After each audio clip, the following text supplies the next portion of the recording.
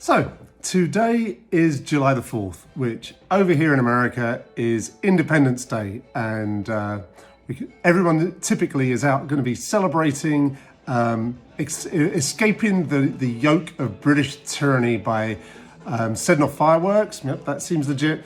And also probably grilling burgers and brats and hot dogs and having, I don't know, beans and coleslaw and all that kind of good stuff, and having a wonderful time hanging out with friends.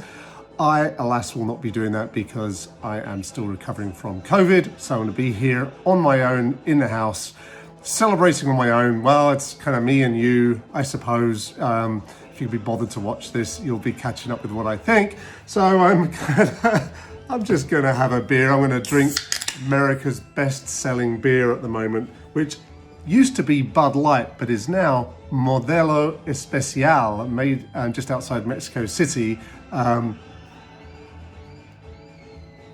That's quite tasty. I was drinking some of this when I was in Mexico, or at least I would have been had the resort sold it. I had to drink Indio instead, and occasionally I actually managed to avoid Tecate and Dos Equis lager. They were all just fine.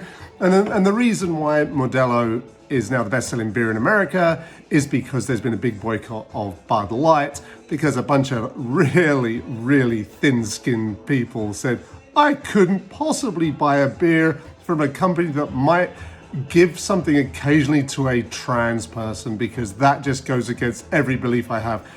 So they're stopping to drink that crappy beer and they're drinking another crappy beer instead. But it's kind of ironic, I think, that it's at the expense of an American-made beer becoming usurped at number one by a Mexican-made beer. But you know what, this is all okay, so cheers.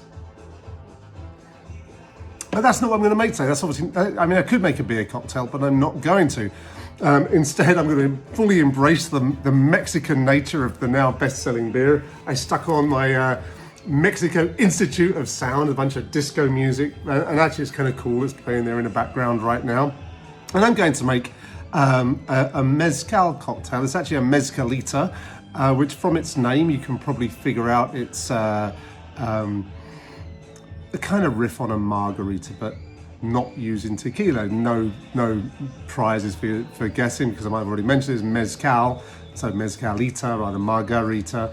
But it's all got the same idea. It's a fun drink to put together. It's kind of light and refreshing, but it's got that tartness and sweetness that a margarita has as well. So I'll just get ahead and make it using this mezcal joven that I brought back from one of the trips to Mexico.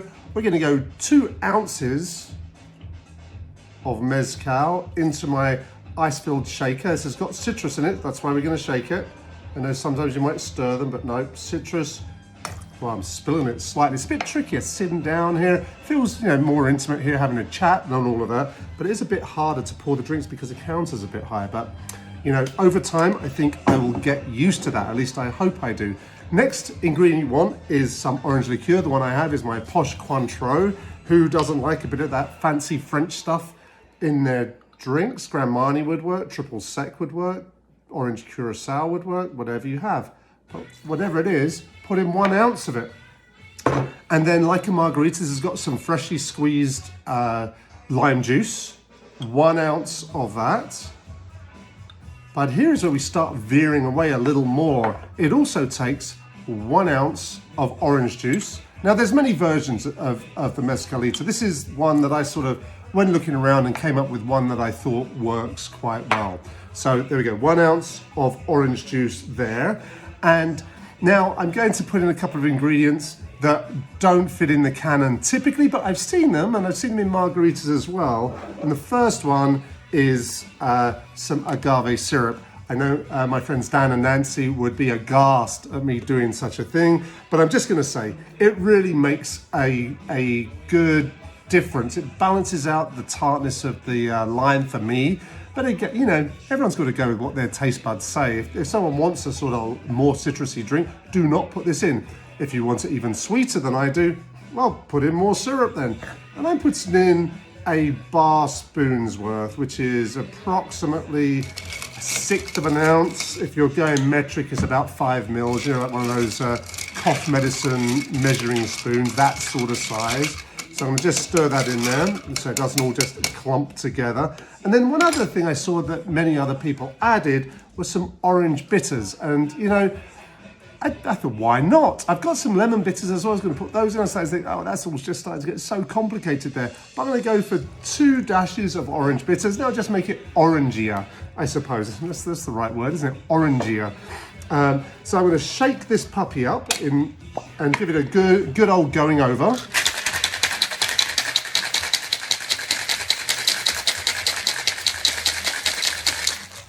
That should do us.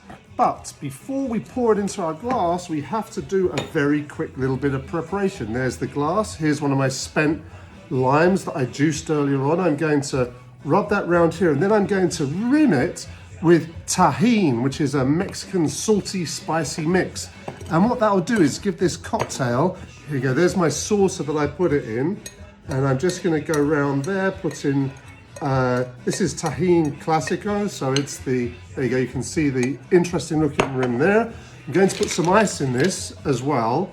This can be served straight up, and again, my friends Dan and Nancy, they're pretty much a straight up kind of cocktail fans for a margarita. But I want this to last a little bit longer. It's still early in the day. It's a lot of Independence Day excitement to go. Not so much here for me, admittedly, but there we go. Just going to strain that into my glass. So actually, it's really nice. The orange and the lemon, the lime rather, they combine really nicely and create a really interesting color. I see no reason not to also add another garnish. If I had not thrown away my orange, I would have probably used a orange wheel, but I squeezed that earlier and unfortunately no longer have it. So I'm just going to go for a little extra adornment of a lime wheel, like so. And there we have a Mezcalita. Happy birthday, America.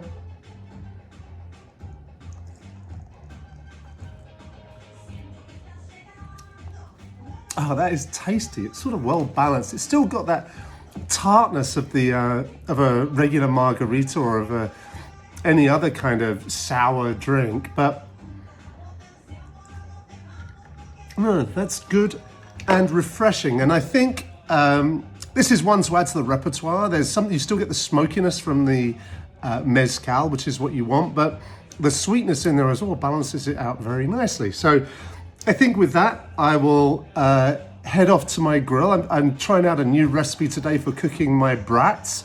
Yeah, brats, because in case I want more than one. I'm not expecting any visitors today, unless they want to be exposed. So I'm going to parboil the brats first. And this is apparently a Wisconsin method. Parboil them and then just finish them off on the grill. And apparently what that does is it cooks it up very nicely, and then you just essentially brown it on the grill. And that's a little bit like what we did when I went camping many years ago, and it was a whole gang of us. It was Todd and Dawn and Travis and Carolyn, and we had Carter and Kim. And I remember Carter cooking up, we had sausages to eat there when we were camping. I remember they just boiled up the sausages in beer. And I know that's a thing, but it was just, it just seems totally wacky to me. They tasted just fine, but then you didn't wind up with that nice sort of crispy, well-done skin. They all looked a bit sort of pallid. And they do that at the sausage feed here nearby in Uniontown every year. They have a sort of German sausage feed, and you go there and you have, I went there with Lysander one year, and I've been with a couple of people, and you can get sausages, and they've been boiled sausages. Just the word boiled sausages, it sounds very much like school food, doesn't it? And it was served up with mashed potato and corn. It was really tasty enough, but there's something about the skin being kind of still soft, you know, it's just, I don't know, it's not really my thing, but there we go. What can I say? This is an American thing. We're celebrating America today, and I am not going to make my usual, yes I am. You know, people are talking to me about being such an imperialist when I talk about being Traitors Day. You know, I don't really care, but it's fun to play around with people like that.